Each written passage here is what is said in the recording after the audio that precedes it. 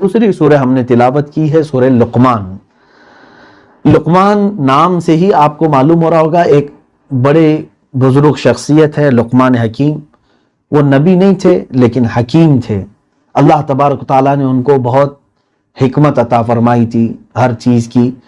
نبوت ایک الگ چیز ہے، حکمت الگ چیز ہے۔ وہ نبی نہیں تھے۔ ان کا تذکرہ قرآن میں یہاں پر بیان ہوا ہے۔ اور کون سی بات کا تذکرہ؟ اللہ تبارک تعالیٰ نے ان کو بے پناہ علم سے نوازا، حکمت سے نوازا، لیکن اس لقمان حکیم نے اپنے بیٹے کو جو نصیحت فرمائی، اللہ نے ان کی نصیحتوں کو قرآن میں جگہ دیا۔ معمولی بات نہیں ہے نا۔ اور یہی سے سمجھ میں آتا ہے کہ ہر باپ اپنے بیٹے کو کیا کیا نصیحت کرے۔ باپ کی ذمہ داری اولاد کی تربیت میں کہاں تک عمل دخل رکھتی ہے، یہ سمجھنے کی ضرورت ہے۔ میں مختصر انداز میں عرض کروں گا۔ پہلے تو یہ آیتیں سن لیں۔ قرآن حکیم کہتا ہے وَإِذْ قَالَ لُقْمَانُ لِابْنِهِ وَهُوَ يَعِظُهُ، اور یاد کرو جب لقمان نے اپنے بیٹے کو نصیحت کرتے ہوئے یہ کہا، یا بنی لا تشرک باللہ ان الشرک لظلم عظیم، اے بیٹے اللہ کے ساتھ کسی کو شریک نہ ٹھہرانا، شرک بہت بڑا ظلم ہے۔ سب سے پہلی نصیحت کیا کیا لقمان حکیم نے؟ شرک سے بچنے کے لیے۔ یہاں اب تو باپ ایسے ہیں کہ خود ان کو شرک کی ڈیفینیشن معلوم نہیں، اپنے بچوں کو کیسے بتائیں گے؟ پھر بھی میرے عزیزو، ہمارے ہاں بچپن سے یہ طریقہ رہا ہے، بچوں کو انگلی اٹھا کر کے ہم کیا ان کو سکھلاتے ہیں؟ اللہ ایک ہے، اللہ ایک ہے۔ بچے ہمارے بولتے ہیں، یہ اچھی چیز ہے، یہ قرآنی تعلیم ہے، قرآنی تربیت ہے۔ اب بچوں کے ذہن و دماغ میں اتنا راسخ کر دو کہ اگر وہ دو کہنے لگ جائے تو آپ ناراضگی کا اظہار کرو۔ اس بچے کو بچپن سے ہی سمجھ میں آ جائے کہ یہ اس میں دو ہو ہی نہیں سکتا، آپشن ہے ہی نہیں ہے۔ اللہ کے ساتھ کسی کو شریک نہ ٹھہرانے کی نصیحت ہر باپ اپنے بچے کو کرے۔ اور اس کے بعد کی نصیحتیں لقمان حکیم نے کہا، یا بنی اقیم الصلاۃ، اے بیٹا نماز قائم کر، وأمر بالمعروف وانہ عن المنکر، اچھی بات کا حکم دے لوگوں کو، برائیوں سے روک، واصبر علی ما اصابک، اور جب بھی تجھے کوئی مصیبت آئے تو اس پر صبر کر لے۔ اور پھر برائیوں کے متعلق دیکھیں، سب سے بڑی ایک تربیت میں کیا بتاؤں آپ کو، آج ہمارا طریقہ یہ ہے کہ ہم ہمیشہ پیچھے لگ کر کے ان کو صحیح کرنے کی کوشش کرتے ہیں، اور کچھ تو پوری طور پر ڈھیل چھوڑ چکے ہیں۔ دونوں غلط طریقے ہیں۔ ایک بچوں کے اس طرح سے اوپر سوار رہنا کہ ان کو ذرا بھی ہنسنے کا موقع نہ ملے، کھیلنے کا موقع نہ ملے، یہ بھی تربیت نہیں ہے۔ اور نہ ہی اس طرح سے آوارہ چھوڑ دینا کہ وہ ہر ایک کے ناک میں دم کر کے رکھے، یہ بھی تربیت نہیں ہے۔ ہاں، آپ یہ سوچتے ہوں گے کہ میں جتنا ہو سکے ڈرا دھمکا کر کے میرے بچے کو سیدھے راستے پر لاؤں۔ ہوتا یہ ہے کہ تمہاری نظروں سے جہاں بچہ گیا پھر وہ کھل گیا، وہ اپنی فطرت پر آ گیا۔ تم اپنے خوف کے ساتھ بچوں کی کب تک تربیت کرو گے؟ کچھ لوگوں نے کیمرے لگوائے مدرسوں میں، اسکولوں میں، ہم نے دیکھا ہے کہ بچوں کی نگرانی کے لیے کیمرے لگوائے جائیں، ٹھیک ہے، ان کی دیکھ ریکھ کے لیے، لیکن میں سمجھتا ہوں جو سب سے بہترین کیمرہ اور نگرانی ان کی ہونی چاہیے وہ کیسے؟ وہ حضرت لقمان نے اپنے بیٹے کو کہا، یا بنی انہا ان تک مثقال حبۃ من خردل فتکن فی صخرۃ او فی السماوات او فی الارض یأتی بہا اللہ، اے بیٹا اگر تو نے برائی کر لی، اور وہ بھی رائی کے دانے کے برابر بھی اگر تو نے برائی کر لی، چاہے تو پہاڑ کے اندر جا کر کے کر، آسمانوں میں جا کر کر، یا زمین کے نیچے جا کر کر، اللہ تجھے وہ سامنے لا کر دکھائے گا۔ یہ ہوتی ہے تربیت، بچے کے ذہن میں کس بات کا خوف ڈالنا کہ اللہ تجھے دیکھ رہا ہے، تو اس کے ذہن میں ہمیشہ یہ بات رہے گی کہ میرے ماں باپ اگرچہ میرے ساتھ نہیں لیکن میرا مولا مجھے دیکھ رہا ہے۔ تربیت اولاد میں یہ بہت اہم ہے، بچوں کو خوف خدا ڈالنا۔ اب میں اولاد کی تربیت کے متعلق احادیث رسول اگر میں آپ کو بتاؤں، اللہ کے نبی صلی اللہ تعالی علیہ وسلم نے فرمایا، ما نحل والد من افضل من ادب حسن، کوئی باپ اپنے بیٹے کو سب سے قیمتی تحفہ اگر کچھ دے سکتا ہے تو اچھے اخلاق ہے۔ جس باپ نے اپنے بچے کو سب سے اچھے اخلاق دیے، سمجھ لو کہ اس باپ نے اپنے بیٹے کو بہت بڑا تحفہ دیا۔ لیکن یہاں ہوتا یہ ہے کہ ہر باپ اس چکر میں ہے میرے فلاں بیٹے کے لیے ایک گھر تیار رہے، فلاں بیٹے کے لیے اتنی جائیداد، اس کے لیے ایک دکان، تم 1000 دے کر کے جاؤ، اگر حسن اخلاق تم نے نہیں دیا تھا تو اس بچے کو تم نے کچھ نہیں دیا، یہ دنیا تو ویسی ہی ضائع کر دے گا، وہ ختم کر دے گا۔ ہم نے ایسے بھی بچے دیکھے ہیں جن کے باپ یہ کہتے تھے کہ میرے بیٹے کو میں نے اتنا کما کر کے رکھا ہے کہ اس کی 7 پشتیں گزر جائیں گی، مال میرا ختم نہیں ہوگا، اور وہ پشت ابھی بھی موجود ہے ہمارے سامنے، اب بھیک مانگ رہا ہے وہ بیٹا، جس کے باپ نے کہا تھا میرا بیٹا 7 پشتوں تک اس کی نسل میں میرے مال سے کھا سکتے ہیں، اسی بیٹے کو آج میں خود دیکھ رہا ہوں وہ بھیک مانگ رہا ہے، آج سارا مال کسی دوسرے نے ہڑپ لیا، ختم ہو گیا ہے۔ تم جو دے رہے ہو یہ تحفہ اصل نہیں ہے، حسن اخلاق سب سے بہترین تحفہ ہے۔ حضرت عبداللہ ابن عباس رضی اللہ تعالیٰ عنہ سے حدیث ہے، سیدنا عبداللہ ابن عباس رضی اللہ تعالیٰ عنہ نے پوچھا یا رسول اللہ صلی اللہ تعالیٰ علیہ وسلم قد علمنا ما حق الوالد فما حق الولد یا رسول اللہ، اے اللہ کے رسول صلی اللہ علیہ وسلم والد کا کیا حق ہے وہ تو ہمیں معلوم ہو گیا، آپ نے فرما دیا ہے، باپ کے حقوق کیا ہیں، لیکن بیٹے کے حق کیا ہیں ہمارے اوپر؟ حضور اکرم صلی اللہ علیہ وسلم نے فرمایا قال ان یحسن اسمہ و یحسن ادبہ، سب سے بڑا حق تمہارے اوپر یہ کہ اس کا اچھا نام رکھو اور اس کو اچھا ادب دو۔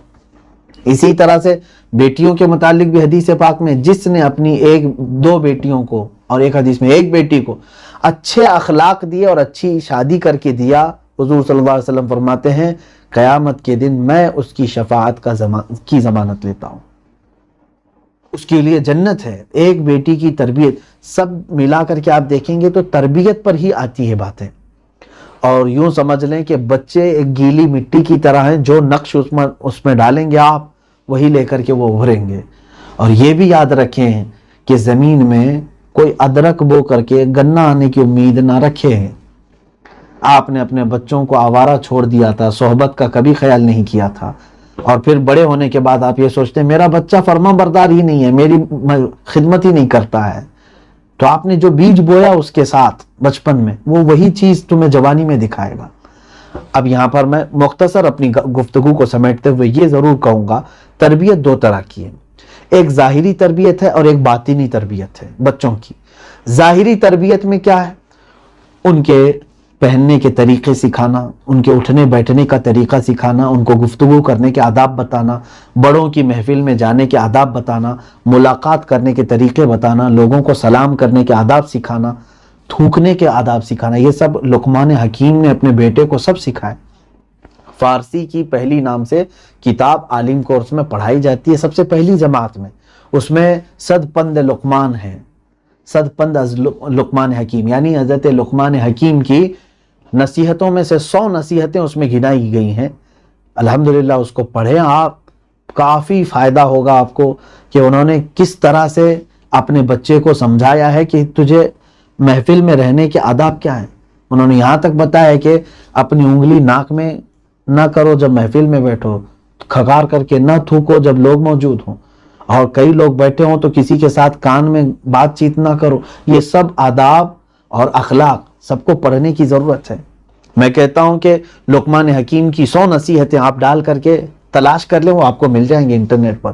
لقمان حکیم کی 100 نصیحتیں، بہت بہترین نصیحتیں، حتیٰ کہ انہوں نے دوست کیسے بنائے اور دشمن کے ساتھ کیسے معاملات کرے اس کو بھی اپنے بچے کو انہوں نے سمجھایا ہے۔ بڑوں کے بارے میں کیا گمان کرنا چاہیے، پیچھے ان کے کیسے گفتگو کریں، یہ سب آداب۔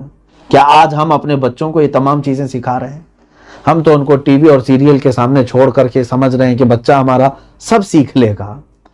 میرے عزیزوں، ان کو سمجھانے کی ضرورت ہے۔ اب باطنی تربیت کیا ہے؟ باطنی تربیت ان کے عقیدے کی اصلاح کرنا اور ان کے اسلام یعنی قلب کی پاکی کی طرف توجہ دینا۔ اب یہاں پر تربیت کی عمر جو بتائی گئی ہے شریعت اسلامیہ کے نقطہ نظر سے میں اگر بتاؤں، بچہ 1 سال سے لے کر 7 سال کی عمر تک جب آپ کے پاس ہے، اس کے ساتھ نہایتی نرمی رکھی جائے، اس کے ساتھ مار توڑ نہ کیا جائے۔ 1 سال سے لے کر 7 سال کی عمر تک کبھی اس کو نہ ماریں، بلکہ اس کے ساتھ ملاطفت یعنی ملاعبت، کھیل کود کریں، اس کے ساتھ لاعبہ سبعا، فرمایا گیا 7 سال اس کے ساتھ کھیلو، ماں باپ اس کے ساتھ یعنی جس طرح سے انجوائے کرنا ہے، بچے کو پوری طرح تمہارے ساتھ لگاؤ پیدا ہو جائے۔ 7 سال کے بعد سے لے کر 14 سال کی جو عمر آتی ہے اس میں کہا گیا ہے ادبہ سبعا، اب اسے اچھے ادب دے دو۔ 7 سال کے بعد وہ ہر چیز کیچ کر لے گا اور اسے سکھاتے چلے جاؤ۔ یہ عمر ہے 14 سال کی عمر تک، اور حدیث پاک میں بھی یہی ملتا ہے۔ اللہ کے نبی صلی اللہ علیہ وسلم نے فرمایا جب بچہ 7 سال کا ہو جائے تو اسے نماز پڑھنا سکھا دو، ساتھ میں لے کر نماز پڑھنا شروع کر دو، ابھی اس پر فرض نہیں ہوئی۔ اور 10 سال کا ہو جائے تو میرے آقا صلی اللہ علیہ وسلم نے فرمایا مار کر پڑھاؤ، بچے کو مار کر کے پڑھاؤ، تاکہ اب اس کو 12 سال کی عمر میں فرضیت آ جائے گی، یا جب جیسی وہ بالغ ہو جائے گا اس کے اوپر فرض ہو جائیں گے۔ اب یہاں پر تربیت کے جو آداب ہیں وہ 14 سال تک چلیں گے۔ 14 سال کے بعد جب آپ اس پر سختی کرنے کی کوشش کریں گے وہ ہاتھ سے نکل جائے گا۔ یہی وہ عمر ہوتی ہے جب بچے 8th میں 9th میں 10th میں جاتے ہیں، پھر ان کے حالات کیا ہوتے ہیں آپ دیکھتے ہوں گے۔ اکثر بچوں کی جو شکایات ہمارے پاس ماں باپ لے کر آتے ہیں وہ 10ویں کے بچے ہیں، 9th کے بچے ہیں۔ یہ وہی عمر ہے 14 15 16 سال کی عمر۔ اس عمر میں بچے جو ہے اپنے ماں باپ سے بھاگ جاتے ہیں۔ کیوں؟ کیونکہ آپ نے تربیت کے اسلوب چینج کر لیا۔ آپ سوچ رہے ہیں جب بڑا ہو جائے گا تو سکھا دوں گا، نہیں، سکھانے کی عمر ان کی یہی 7 سال سے لے کے 14 سال کی عمر ہے۔ اس میں جتنا انہیں ٹرین کر سکتے ہیں آپ کریں، ان کے لیے بھی اپنا وقت رکھیں۔ یہاں سنڈے ملنے والا باپ کہاں سے بچوں کو تربیت دے پائے گا؟ بچوں کو آج ہم نے اس طرح سے رکھا ہے کہ صبح وہ بچہ اٹھ کر کے اتنی جلدی اسکول چلا گیا کہ آپ ابھی بستر پر تھے، ماں نے اس کو فوراً اٹھایا بستر سے اور تھوڑا سا ناشتہ کیا دیا اور اسکول کے لیے بھیج دیا۔ اسکول سے بچہ تھک ہار کر شام میں لوٹتا ہے اور آتے ساتھ ابھی گھنٹہ 2 گھنٹہ نہیں ہوا ہوتا کہ ٹیوشن کے لیے چلا جاتا ہے، جبکہ آپ گھر پہ رہتے ہی نہیں ہیں، آپ اپنی تجارت میں اپنے جاب میں مصروف ہیں۔ بچہ جب واپس ٹیوشن سے آتا ہے اتنا تھک چکا ہوتا ہے کہ اب ماں باپ بھی اس کو کچھ بوجھ ڈالنے کو مناسب نہیں سمجھتے۔ اسکول اور ٹیوشن آج اتنا لوڈ ہو چکا ہے کہ بچوں کے ہاتھ میں ہم قرآن ایک بار بھی دے نہیں پا رہے ہیں۔ ماحول ایسا ہو چکا ہے، کئی لوگ مدرسوں کو بچوں کو مدرسہ اس لیے نہیں بھیج پا رہے ہیں کہ اس کے اسکول اور ٹیوشن کا ٹائم میچ نہیں ہو پا رہا ہے۔ یہ آج ہماری کیفیت ہے ہمارے بچوں کی تربیت کے لیے۔ اور اس کے بعد پھر بڑے ہونے کے بعد آپ کو تعویذ چاہیے بچے کی فرما برداری کے لیے۔ درس قرآن اگر ہم نے نہ بھلایا ہوتا، یہ زمانے نے نہ زمانہ دکھایا ہوتا۔ اور بچوں کے ساتھ ہماری جو ناانصافی ہے، اب اس وقت جب آپ آئے اپنے جاب سے اپنی تجارت سے، بچہ تھک ہار کر کے تو بستر میں جا چکا تھا۔ کئی دن ہو جاتے ہیں گھروں میں، شہروں کے حالات ایسے ہیں، آج میں جو بتا رہا ہوں شہروں میں ایسے حالات چل رہے ہیں۔ پھر سنڈے کو ہی ملاقات ہوئی، سنڈے چھٹی تھی اس کی بھی آپ کی بھی، اور پھر کیا کیا، اس دن پکنک پہ چلے گئے کسی جگہ پر اور اسی جگہ سیر سپاٹے کر کے واپس گھر آ گئے۔ پھر یہی زندگی گزرتی گئی اور ان کو اخلاق دے ہی نہیں سکے، گویا کہ آپ اپنے بچے کو کوئی تحفہ دے ہی نہیں سکے اپنی زندگی میں۔